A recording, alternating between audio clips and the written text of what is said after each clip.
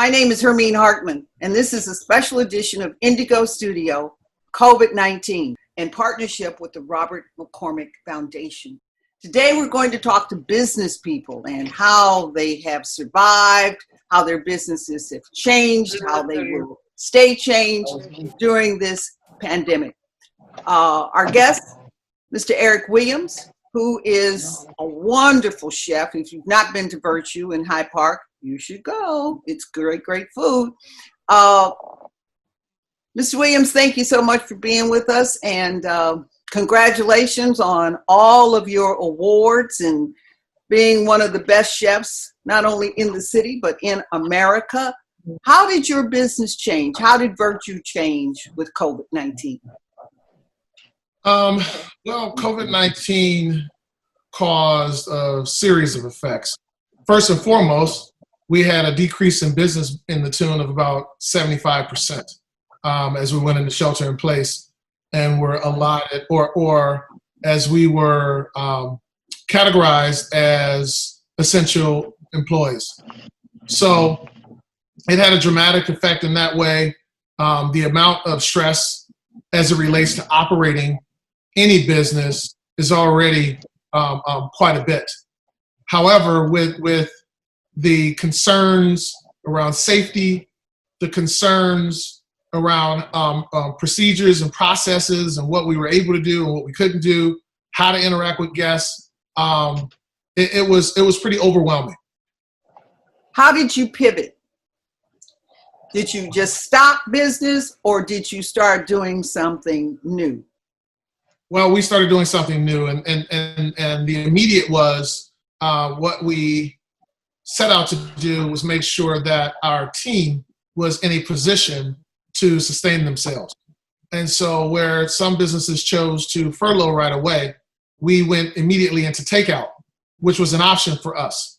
And that takeout was not done to be profitable.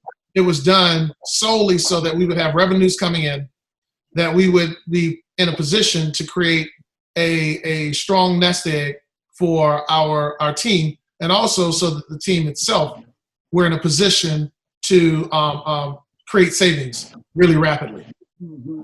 Now, Barbara Bates is a fashion designer, couturier, and I have a wonderful closet full of Barbara Bates designs. And now we are doing masks. So, Barbara, you went from fashion to making designer masks. Is that proper to say? Kind of, sort of. Yeah. Okay, all right. So tell us how COVID-19 affected your business and what you did to survive. It's actually been a bittersweet situation when, they started the shutdown. I was more than ready to take a break. I had just lost my mom several days before we were sent on the shutdown. And so I was still looking for time to just try to sort all of that out.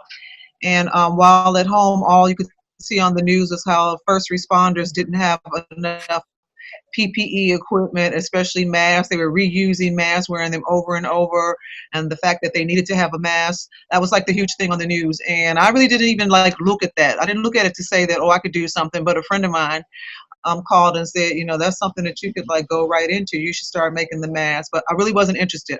I had no interest in anything at that point because I was still trying to wrap my head around, my broken heart for my mom. And then a second friend called me who I really respect. Not that I didn't respect the first one, but a second call came through with the same kind of conversation.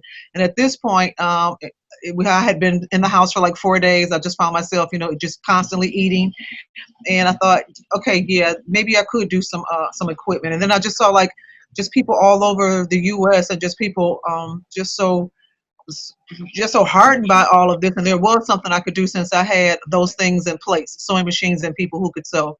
So the first thing that I did was I called people to ask them, could they come in and work for a week and sew for free, because I didn't have money to pay them with. And I was going to give this to 2 hospitals, one being Jackson Park and one being Sinai Hospital.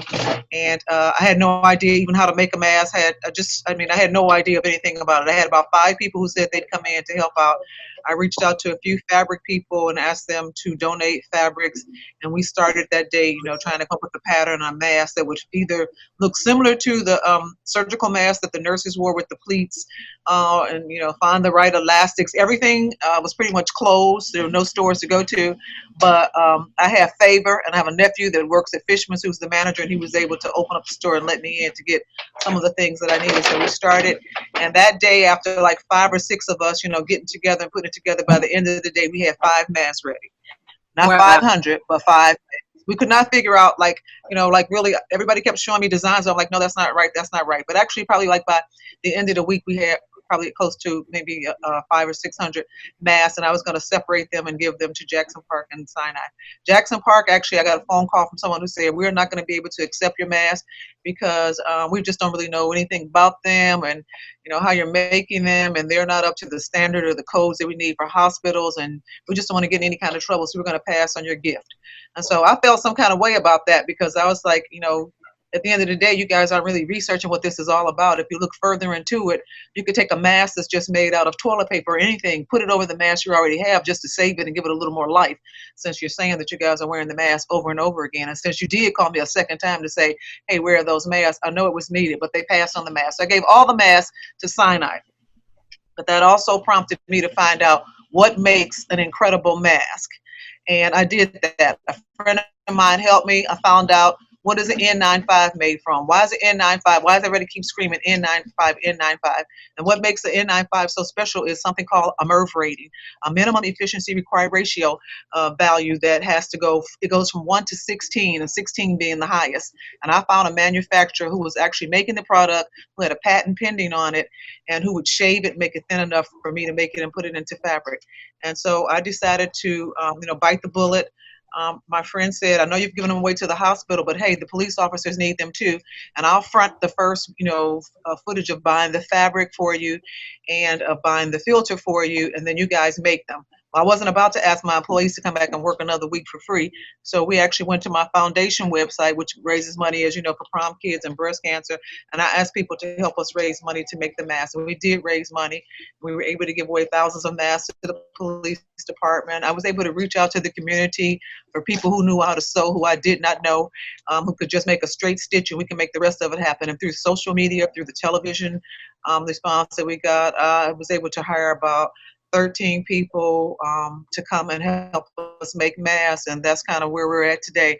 And I want to say that as each day and each week went by, I became more confident, and I became better with the mask. What kind of elastic, how much elastic do you use, what kind of fabric? And people were making all of these beautiful fashion masks, but at the end of the day, they mean nothing if they don't have a filter. Thank you. Now, Noelle DiFrizio is a co-owner of a distillery, no less, Chicago Distilling, and you make gin and vodka. Yes. How did we move from liquor to sanitizer? How did you do that? I thought that was just so, when I read it, I was like, I got to meet her. How did you do that, Noelle? So, like everyone else, when the pandemic hit and the lockdown or the shutdown kind of happened, we went into that mode of, survival mode almost. What do we do? Let's kind of consolidate as much as we can. We were working with national organizations that represent craft distillers and the FDA, and working to figure out how craft distillers and distilleries across the country could take a product that we already know how to make, which is ethanol. It's what goes into ethyl alcohol. It's part of the process of distillation. So we had access to a lot of that product, and the FDA worked with us to kind of distillers across the country to come up with a formula that was created by the World Health Organization that allowed us to get a couple of different products into our distillery, add the ethyl alcohol that we already have, and produce a disinfectant, a hand sanitizer that's 80% alcohol. The hospitals all across the city, nursing homes everywhere went into a pretty big panic, rightfully so, because they didn't have access to this product that was, something that was going to be life-saving for a lot of people.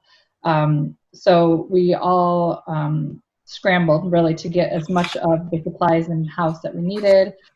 Gallon jugs was the easiest way for us to kind of package it, and use pumps or spray bottles to get it out to people. We also didn't want to just focus on first responders and healthcare workers because our community was, at large, was pretty frightened about all of this and needed access to it as well. You couldn't walk into Walgreens, you couldn't walk into Target and get any sort of hand sanitizer or bleach. You couldn't get anything to disinfect your surfaces. So we quickly went from, I don't think we're going to really do this, to there was such a need for it that we worked as actually an organization across distillers around Illinois. I'm president of the Distillers Guild, kind of grouped our distilleries together, put together a spreadsheet and said, what do we have, what do we need, who are we trying to service, who needs this product, and how can we get it to them. So we worked really hard in the first couple months to accomplish that. And that allowed us also to keep our front of house employees, so our business is production, which we produce craft spirits, canned cocktails, ready to drink products. And then we have a tasting room where people normally would be able to come in, enjoy a cocktail. We have bartenders that work in that tasting room for us. So like the restaurant and bar industry, half of our employees all of a sudden didn't have any work to do because we had to shut the tasting room down. We transitioned them to working into our production side of our business, which kept all of our employees working, allowed them to probably make a little bit more money than they had been making in the bar side of our business. So that was something that was really important to us as well. Wow. So you did half-gallon bottles, and you did them for the hospital initially, right? And nursing homes. We started with, first responders, police officers couldn't get their hands on anything. Our EMTs, our neighbor is, an EMT, and they instructed us, like, no one can get access to any of this product. So the hospitals were pretty well taken care of with a couple other distilleries. So we focused on kind of the nursing homes, the first responders, and the police officers that didn't have that kind of network to be able to get that to them. And then we opened it up to our community about a month later. We did one initial push to our community members, and then since then we've kind of let it be open to kind of everyone to be able to purchase it that needs it and try and provide as much as we can. Hey, Chicago, you've stayed home for months and saved lives. And now, because of all your hard work, we can go out. But we have to be safe. As long as we follow proper precaution, wear face coverings, social distance, we're good to go. Put on some pants, please, and head back to the office. Go ahead, get the pedicure, or get that tattoo that you won't regret. Dine al fresco and eat food you didn't make. Or the libraries are open, check out a book. It's like a podcast, but on paper. Get that root canal. Work on your short game. Enjoy yourself outside, but please remember, be safe, Chicago. And if you'll excuse me, there's one last thing I gotta do.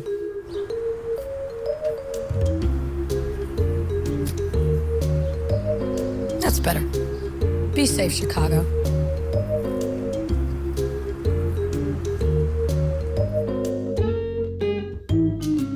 Mr. Williams, the restaurants are now open. So you've opened, however, you have restrictions. What are those restrictions to your business, and how have you reopened? We've reopened. Guests must wear a mask to get into proximity of us, i.e. the host stand. They must wear masks as they move around outdoors and indoors in order to access their tables and to access inside the space the restrooms. They must agree that they have not had a temperature. So will you take their temperature upon entry of the restaurant? We are not taking anyone's temperature. We expect people to act in good faith and let us know if they've had a temperature or if they are ill. we have takeout as well, and that has given us an opportunity to service folk that are not in a position to eat. And we have sanitizer available. We also have masks available in the case where someone has on a mask that's either not appropriate, or if they have a mask, or if they're without a mask. And sometimes we find with groups up to about 4 that one person may not be wearing a mask. And so those are the processes that we're taking outside of the building. Inside of the building, all of the cooks are washing hands a lot, like more than we've ever washed hands. We do not carry food to a table without physically having gloves on. And so we made a greater investment in terms of our PPE. In addition to that, everyone in the kitchen is wearing masks. And so those are the initial steps that we're taking. How will business change forever for you? What will you do that, because of COVID, that you will continue to do? What will you do differently? Well, it's not as much a matter of what we will do differently as it has more to do with what new parameters and stipulations will come down by way of the health department. Restaurants are really managed with an extremely high expectation. And many of us would argue that we're probably better prepared outside of hospitals than any other group that handles product. There's a real legitimacy around the phrase food poisoning, and seeing that we're in a position to physically harm people because they're ingesting a product. There's just a lot of extreme care taken in restaurants, and definitely restaurants that I manage and operate, and alongside of the many colleagues that I have throughout our great city. So we will be eating outside for a while. Yes. And then we will go inside. What's the timeline look like? I'm not exactly sure. So we try our best not to put too much stock in timelines, because as we've seen over the past, couple of months, things change pretty rapidly, and then they change back. Mm-hmm. If you remember, we were told that we didn't need to wear masks, and then all of a sudden, everybody needed to have a mask on because the ratio of contracting disease was much lower if 2 people had masks on. And so we don't put stock in that. We manage our business like the elders taught us to. One day at a time, baby. One day at a time. That's all we got, right? That's all we got. I got a minister friend. He doesn't get to the day. He says we live by moments. We live one moment at a time. Dion Williams, you are a PR person, a publicist, and also event planner. And this has really affected your business because events were canceled or postponed. What did you do to stay in business? How did you pivot? Well, this hit my business very hard, and on the event side. So I have the PR side and the event side. So it did hit me very hard. So on the event side, what we had to do was just really work with clients to see if they wanted to consider making their events virtual. So they had a lot of questions. We had to figure out, how do we take all the event elements that me and you have done before, Herbie, and make them virtual.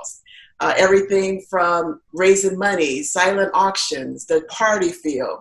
So me and my team had to get together, figure out, how do we take the live experience and make it virtual. So for those clients, did you figure it out?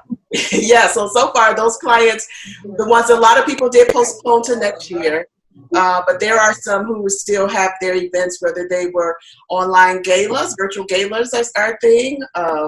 Summits, panel discussions, as we're having here. We were able to help them kind of go through the process and make it still a brand experience that people can enjoy. So okay, so that's what you did for your clients, but you also did something for yourself in Dion, because you do fashion is part of your repertoire. What did you do? Tell me what you did. Yeah, so I have a fashion brand called Emerge Fashion Show that takes place during New York Fashion Week. And so on my PR side, what we've done with the other brands is telling people that content is king. So when people were at home and we have a captive audience, it is very good to be able to provide a ton of content. So with my PR clients, we've been doing a lot of content. So whether it's using influencers to get the brand message out and products, we've been doing all of that. So I decided for myself to provide content, and that's with doing Facebook Live shows with special guests on the fashion side. So we've had Andre Leon Talley, who was a former Vogue editor, on the show, and then we're looking forward to different other people in fashion that I'm doing, just to get this helps people kind of bring more visibility and increase your brand in a different way since we can't go out. Thank you. Now, Nicole, will hand sanitizer now be a part of the product production of what you do for your distillery, for your Chicago distillery? Will that be another branch, another entity of your business, or will you stop? Right. So at some point we will stop. We're licensed by the federal government, the TTB. They granted us a privilege to be able to make hand sanitizer. It wouldn't be something that we normally would be able to do. And that expires at the end of this year. They had extended it. It originally was until June 30th, and now it's December 31st of this year. So, knock on wood, we're hoping that this is under control and we don't see a big second wave in Chicago or third wave. But if there does become an extended need for it, we certainly will continue to make it. As restaurants open, as we go into to phase 4 from phase 3, I think, and schools reopen, there's certainly going to be a need for keeping everyone safe and our environment sanitized. So we'll continue to have product in hand to assist in any kind of those moving forward. But we've started to focus back on our production side of our business, making our canned cocktails and our ready-to-drinks, which has become a pretty big thing since COVID hit. People are kind of stuck at home. So that is where we've kind of turned our focus back to. But we do have plenty of stock of the sanitizer to help us through the next couple phases. So we've been joined by Anna Mitchell, who is also in the wonderful world of eatery with a food truck. She's a caterer and has a food truck. How did COVID affect your business, Anna? Hi, thank you for having me, guys. And we actually also have a kiosk that's inside the LaSalle Street Metro Station, which is where we predominantly do a lot of our selling, and it affected us tremendously because couldn't come to work, right? Absolutely. I think there was at one point that the ridership for Metro went down by 95%. Wow. So as you can imagine, that affected us tremendously, and we actually ended up having to close. And so we sought after private catering gigs, anything that we could possibly do. But, it was still problematic because people weren't really, trying to hire people because, of course, we're in the midst of this pandemic. So it's been a struggle, but, we're here.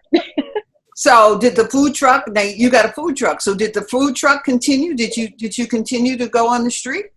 So no, we did not continue to go on the street because I was just kind of iffy. I had asked the city of Chicago and just other places where I was allowed to, and I wasn't really sure how we could get the food truck out there. And of course, you certainly don't want to violate any of the food truck laws. And then, of course, out in the suburban area, they really weren't allowing you to come. And there was really no place for you to really go because, again, if you're going to try and go downtown Chicago, there was no one there. You'd have to try. And so our strategy was, let's go to apartment buildings. But some of the apartment complexes weren't allowing you to go there. You couldn't go to business complexes because no one was there. So, I know some people had been really strategic in how they had their food trucks out. But, with us having the kiosk and the food truck, it just seemed like we just couldn't, there wasn't a cohesive a plan for us to just really get it out there so that we could continue to sell. And so what I ended up doing, believe it or not, was working for Instacart because you gotta pay the bills. Okay, so so business halted for you. Business completely halted for me for the last 3 months. Mm-hmm. Okay, so now with the reopen, You're back in business? The food truck is available? We're back. Yes, the food truck is available. We are back in business. We are, but again, going downtown, it's still slow. Metro's Gotta wait for hours. traffic to build back up. Right. My first day was last Monday, and I think we had a total of 10 customers that came through. All right. Right. But it's just one of those things where we know we have to build back up. We have to just continue just being there. We need them to know that we're still there. That we haven't, we're still a part of the community, the Metro community, and they can come in and they can get their goodies. And of course, letting them know that our food truck and stuff is still there. Now you do something interesting for students with scholarships through your tip. Yes. Tell me about that. Yes. What do you do? Yes, ma'am. So for the last 2 years, and we're very excited about this, we just announced our scholarship winners for this year, and we'll do a virtual celebration for them next Saturday, or this Saturday coming up. We have collected our cash tips from all of our customers who come, and we give them to our college students, or we give them to students who are graduating, we give them to African-American graduating seniors who aspire to be entrepreneurs. We're trying to build that whole, be that entrepreneur, go out here, start your own business. And so the scholarship is primarily for those who either want to pursue their college degree, or if they're not interested in going to college, they want to pursue a trade school, or let's say they're not interested in doing either, but they have a plan. They have a business plan. So it's seed money for them if they'd like to start their business, or if they have an existing business, they can use that money for that. And so this year we're excited that we were able to award 5 students. And it's not a huge amount. We have 3 $1,000 winners and 2 $500 winners. And then all the rest of the applicants get $100, because we want to keep that momentum going so that they can, hey, this is a little something. Because I always go back to how I started as a catering company, going to people's homes. I used products that were luckily certified by the city where I was at that time, where I could go in, do on-site catering, and provide hot dogs for birthday parties. We came in, we provided everything.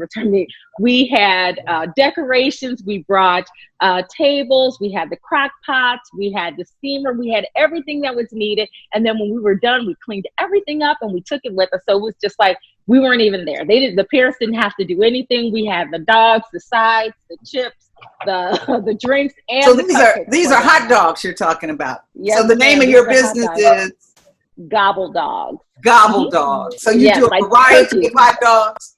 Yes, ma'am. Variety of turkey hot dogs. Turkey hot dogs. Okay. Right. I'm sorry. Oh, I'm sorry. I was just going to say that the premise of our scholarship was to give those who were participants just $100.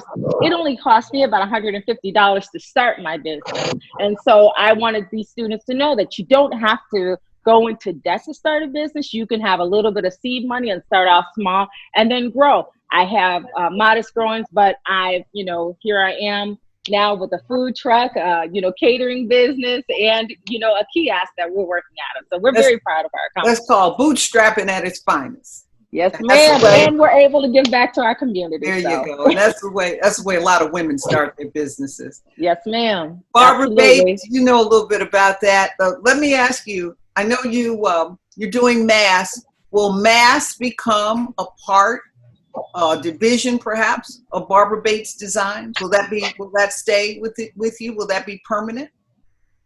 I'd venture to say probably yes, it would. Can we see some of the mask you did? I know you did some, eventually you got to the designer mask. Initially when we started out, the masks were pretty simple. They weren't designer, they didn't have prints. But now the masks that I make, they're pretty like avant-garde. I actually took a trip to New York. I got on a flight that was totally full, not one seat. And when I got to the airport, there was nobody there. When I got on the plane, it was totally full going in, coming back. And I went and bought some of the decorative fabrics that I normally use for clothing. And I make designer masks. So I have a website that's set up with designer masks. And on the weekends, I open up to the public on Saturdays, and I let people come to the studio and buy masks. But I can't wait to get back to fashion. I can't either. Can I get the mask to match my suit? I'll do that for a couple of people, but for the most part, no, I won't be doing that. Okay. All right. Okay. Making the mask has really afforded me the opportunity to not do as much custom as I used to. I get to dial it down, and it's something that I've always wanted to do, and so I'm looking forward to not doing as much custom and letting people buy off the rack. Oh, okay. So your business has shifted a bit. It is for sure. I got a lot more time behind me than I have in front of me, and the time that's in front of me, I want to use it wisely, and I just want to I want to do what I want to do. Okay. I hope you don't stop making clothes, Barbara, for masks. I really If do. you've been a client who's been coming here, then you're probably welcome back. If you haven't been here, then there's no need in coming. Oh, dear. Vaccine development for COVID-19 is proceeding at a pace that is far faster than any vaccine development in history. Dr. Baruch is the director of the Center for Virology and Vaccine Research at Beth Israel Deaconess Medical Center. He has led groundbreaking work on vaccines for HIV and Zika. Are you concerned you're moving too fast? The goal is not to compromise patient safety at all, because ultimately a vaccine absolutely must be safe if it's going to be administered to large numbers of healthy people. Researchers are taking part of the coronavirus DNA and transferring it into a weakened common cold virus. After it is placed into a cell, the body will produce antibodies, triggering an immune response.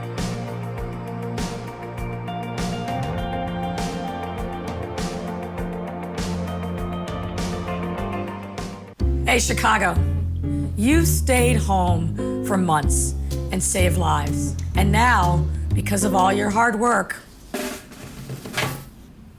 we can go out. But we have to be safe. As long as we follow proper precaution, wear face coverings, social distance, we're good to go. Put on some pants, please, and head back to the office. Go ahead, get the pedicure, or get that tattoo that you won't regret. Dine al fresco and eat food you didn't make. Or the libraries are open, check out a book. It's like a podcast, but on paper. Get that root canal. Work on your short game. Enjoy yourself outside, but please remember, be safe, Chicago. And if you'll excuse me, there's one last thing I gotta do.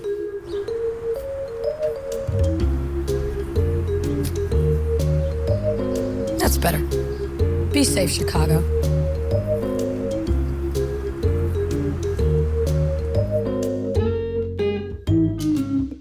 So, Ms. Williams, will you continue to do Facebook interviews with the fashion designers and with your Instagram and your Facebook? Will you continue that? Yes, we will continue that. That's my business in PR. We've been getting a lot of new clients. On that side, it's been building up because we try to help people navigate during this new landscape. So content is king. Content. I love that you continue to do content. And I will also recommend the food truck owner to do content because people want to know what to do at home. So she used to do a catering company. So we do a lot of content on everything, whether it's hair, how to do our hair, how to do what fun you could do with kids at home. So I recommend content is king. Do your IG or your Instagram live on how people can make food at home with their families. Those are all great content. You'll build your brand. You'll bring more visibility to you, more people than the people that were there at your food truck. So now you're expanding. So I'm going to keep on with the content creation that we have been doing. The events, okay, maybe next year. But hopefully next year. Please next year. Please. Please next year, because I still love live events, even though we're doing virtual. And the Emerge Fashion Show, New York Fashion Week happens twice a year. If we finish the one in February, luckily in time before COVID, and now we're preparing for September, so I have to figure out if it's going to be a live event or is it going to be streaming or a hybrid, which is a little bit of both. So hopefully by the end of the quarter, the final quarter, we can have some live events, but we're all planning for live events for 2021. Right. And we just got to wait and see what 2020 is. 2020 will be the year that was, right? Right. Nicole, what's the new normal for Chicago Distillery? So I think it's yet to kind of be determined what our tasting room is going to end up looking like. We do some smaller private events, so I think that will be a good thing for us. 10-person events, 15-person events where we do cocktail classes and education. For us, we back in 2017 started canning our own cocktails, so ready to drink, and this year we just launched a vodka seltzer line. So I think given the growth in that category, 130% year over year in that category alone, and how people have kind of changed their habits, and I think people willing to kind of stay home or wanting to stay home a little bit more now and not necessarily go out, which, half of our business is selling to bars and restaurants. So, while they get up on their feet again and we partner with them on that side, we have our canned cocktails that we can allows for them to also use those as a, zero touch, here's something that no one had to put their hands on outside of, handing you a can that you can open yourself.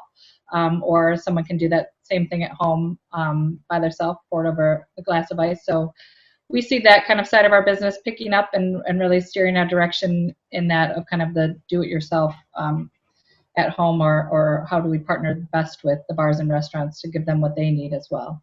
So, ladies, we've all been in business. We all sound like we're bootstrap startups. What have you learned about yourself as an entrepreneur? Because I feel like I'm starting all over again. Because what I've done, and I've done the content, but moving from newspaper to online and now Zoom and Facebook and so forth. But what have you learned about yourself as an entrepreneur? And Anna, I'm going to start with you. What have you learned about you as an entrepreneur? So I've learned I'm resilient. I've learned that, when you just got to get back out here. And, as I was listening to the young lady who was talking about the virtual parties, we actually do offer virtual parties. That was one of the things that we were also promoting. But it gave me an opportunity to just kind of like look and revamp everything. Just like you were saying, things aren't going to be things that used to be the norm is no longer the norm. And so now we have to be innovative. We have to be creative in how we present things and try and draw people back into to our customers back in. Mm-hmm. Barbara Bates, what's your new way?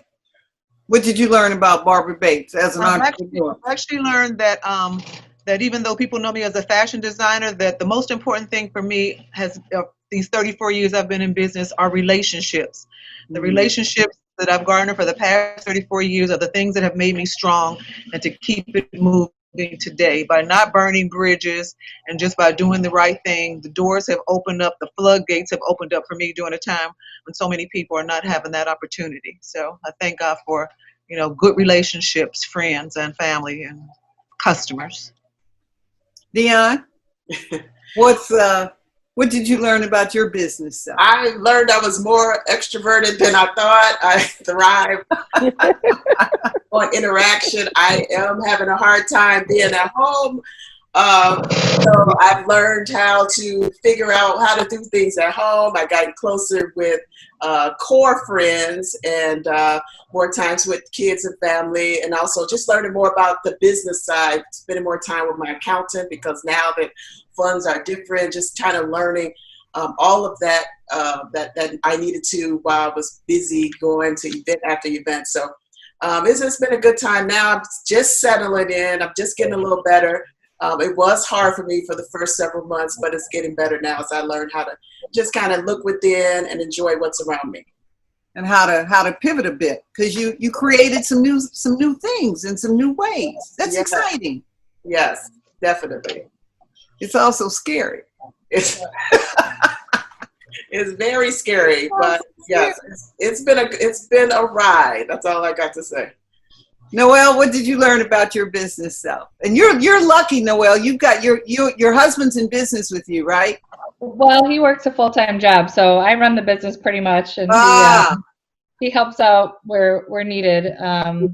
multitasking, obviously, we've all probably done that our entire careers. 2 boys at home now, homeschooling and managing that and managing a business. I've learned to delegate a little bit more of the business to my staff, and know that I can't be everywhere all at once when you have 2 young sons at home that you're trying to teach.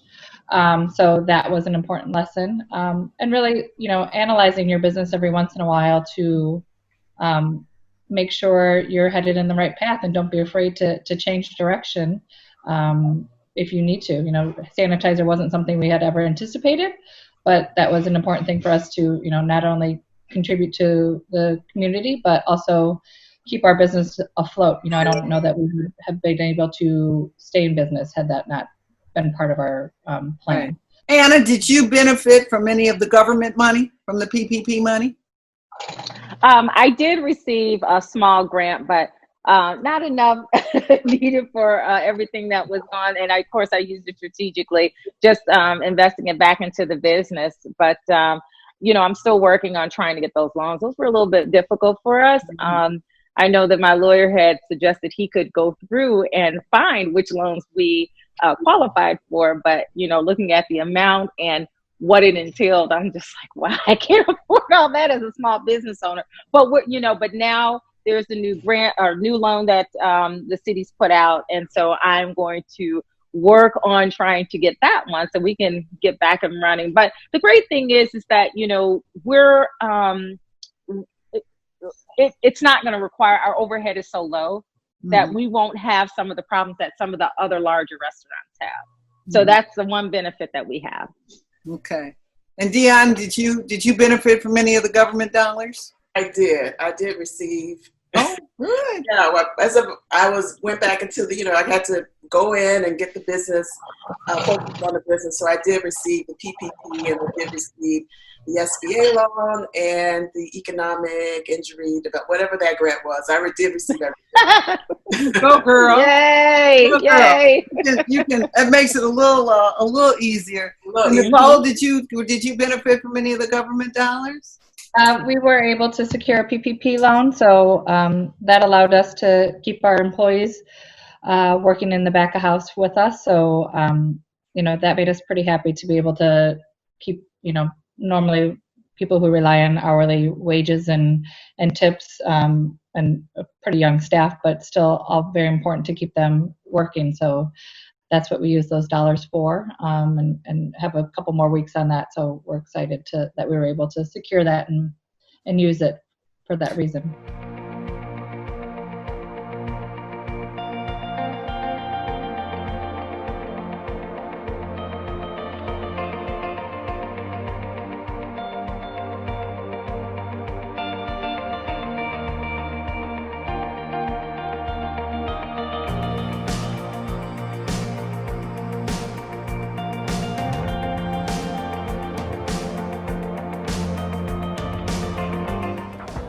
How did a newly emerged coronavirus manage to hold the entire world at its mercy?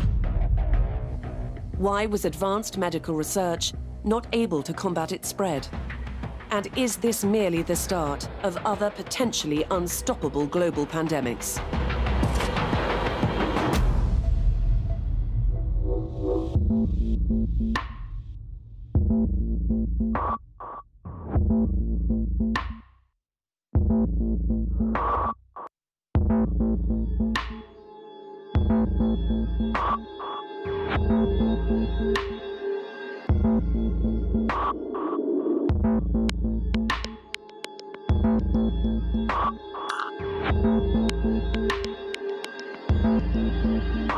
Vaccine development for COVID-19 is proceeding at a pace that is far faster than any vaccine development in history. Dr. Baruch is the director of the Center for Virology and Vaccine Research at Beth Israel Deaconess Medical Center. He has led groundbreaking work on vaccines for HIV and Zika. Are you concerned you're moving too fast? The goal is not to compromise patient safety at all, because ultimately a vaccine absolutely must be safe if it's going to be administered to large numbers of healthy people. Researchers are taking part of the coronavirus DNA and transferring it into a weakened common cold virus. After it is placed into a cell, the body will produce antibodies, triggering an immune response.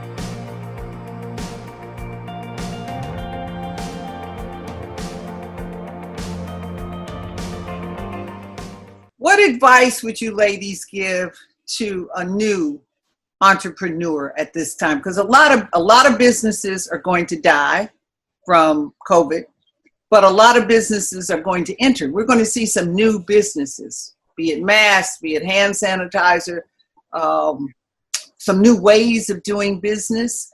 What would your advice be to a new business person coming into business at this time?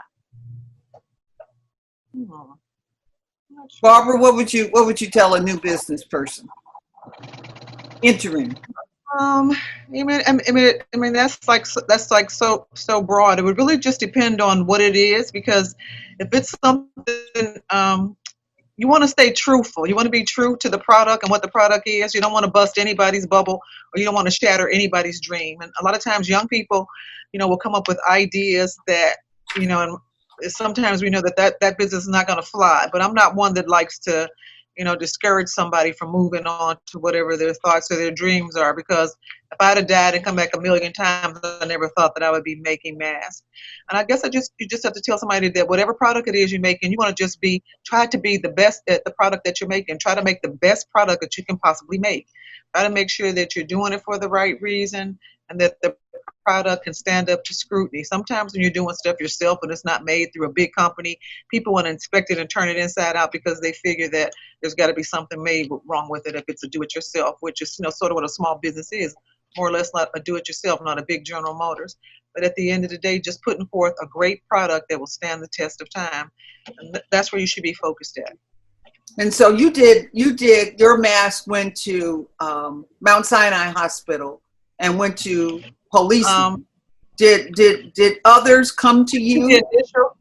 Actually, the initial product went to the hospitals and to the police department, and then the mayor put out for a contract for 1 million masks, and I was afforded the opportunity to get a contract for that as well. So making masks for the city, and then with all of the publicity that I received, and the work that I've done in the past in terms of just being somebody who people know for great fabric and decent fashion, and people came to me for the fashion mask. So it's been something that I just never saw coming. But the fact that I get to do like multiples, I get to do mass as in MASS, mass production. I have people that are cutting thousands of a product at one time, and with custom, it's just one. Right. And I like the fact of seeing thousands. The money is much smaller, but the return is just as big, if not greater.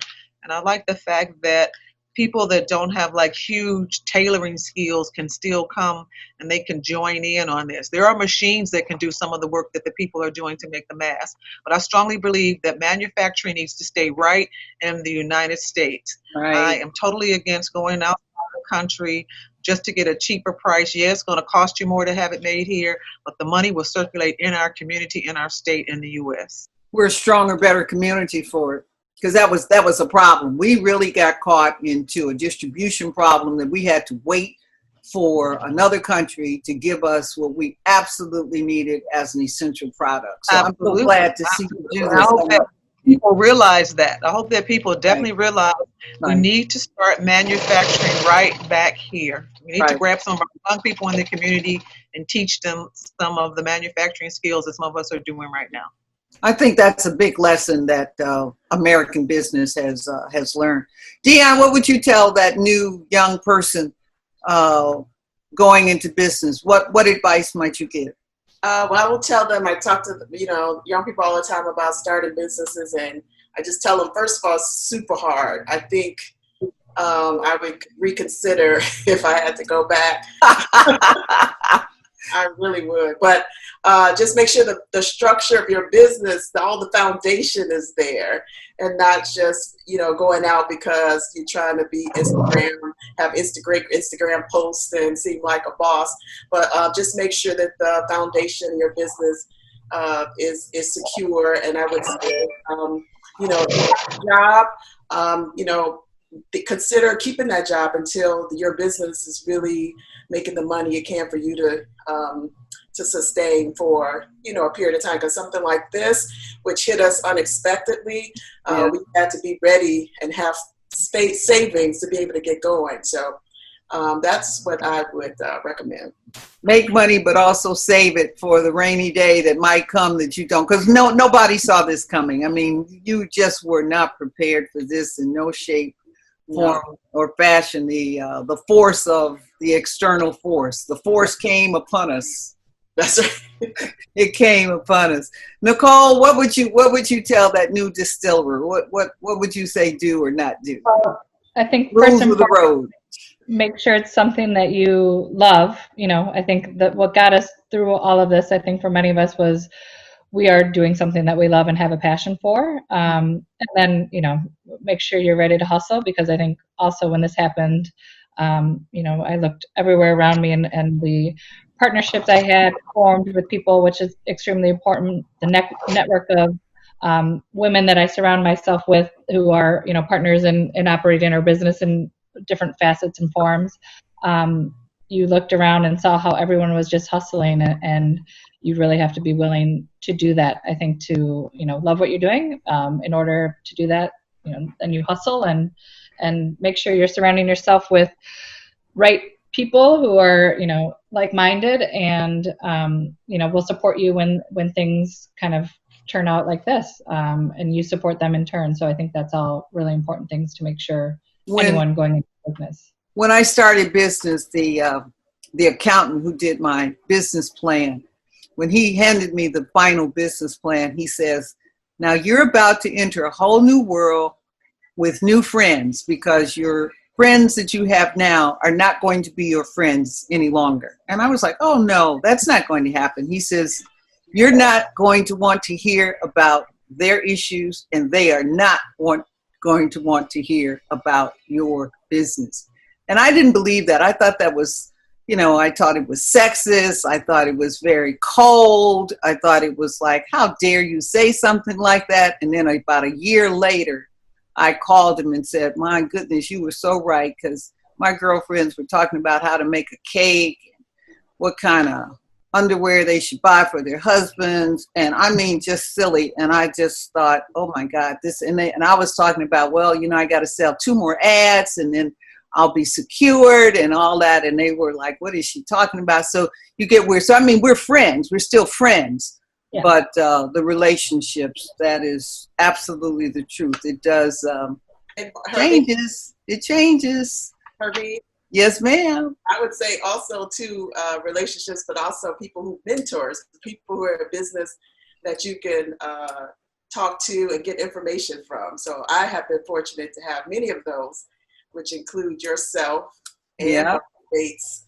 So many people in Chicago who are business icons, who I looked to and studied throughout the years, helped me tremendously.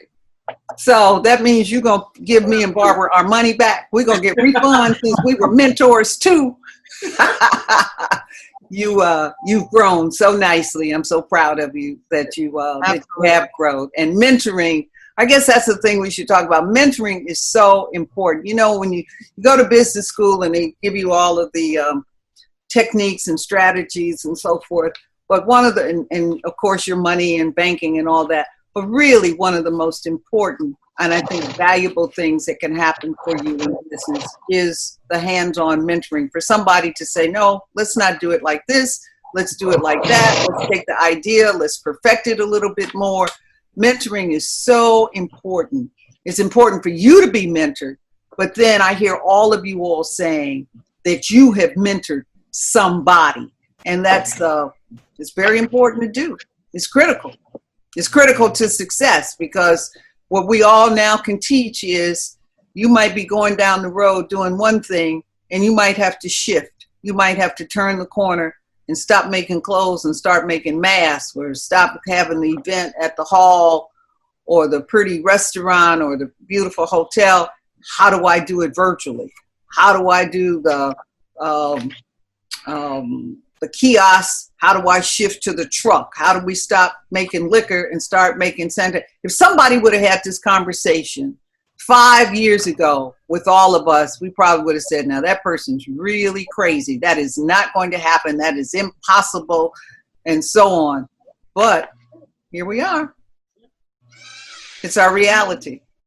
So we have new realities. We've got new businesses. We've got new divisions in businesses. We've got new ways in business. So in 2020 will go down as the year that was. And I thank you all for being with us to share your experiences, which is very healthy and wealthy. And good luck, and God bless us all.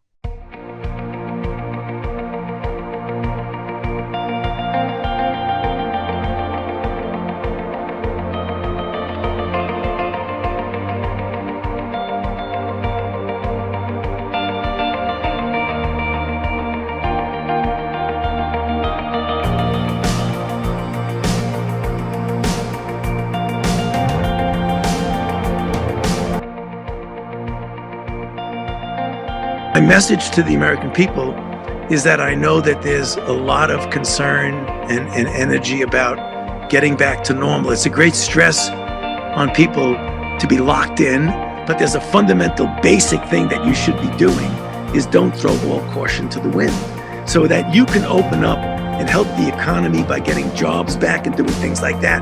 But that doesn't mean that you walk around without a mask, that you jump into a crowd, that you stop washing your hands, that you stop doing the things that are important. So the plea is that from a public health standpoint, you'd want to do it this way. If you're not going to do it this way, then at least do these things. This has been a special report from Indigo Studio, brought to you in partnership with the McCormick Foundation. And McCormick Foundation provides grants for education, information, and engaging citizens. And that's what we've done today. I hope we've given you some good information and education, but most importantly, we have engaged citizens on COVID-19 and what it means, what it has meant to stay home for the last 2 months. Good luck to all of us, and God bless us all.